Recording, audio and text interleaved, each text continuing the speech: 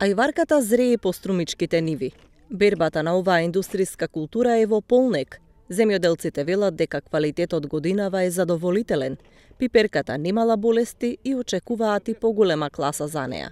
Мислам дека не е лош родот, према тие пипера што ги гледам што ги берат. Ние моментално нема забарене, тие што ги носат на откуп, вие и там треба да видите, имат доста квалитетни меѓутоа и секој пат имало прва и втора класа.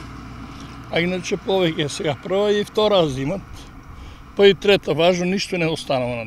Цената на есенските пиперки е според очекувањата на производителите. Последниве неколку години црвената пиперка има солиден пласман, но се помалку количини се нудат на трговците. Земјоделците велат дека нивите се празни. Стромичко не е причина да намалуват, не се намалуват од това што заради цената. Народот нема го избегава, нели гледат тука доста површини, па тук се работи, просто никого перевод дабеле. Народот е таму према Василево, нели гледа што случува. Нема луѓе. Иначе нашиот народ веќе младите сакат да живеат сите еднакво.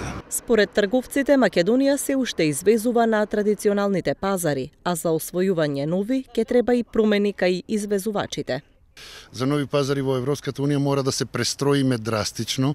Што значи тоа? Тоа значи не смееме да купуваме директно спакирана роба од земјоделците.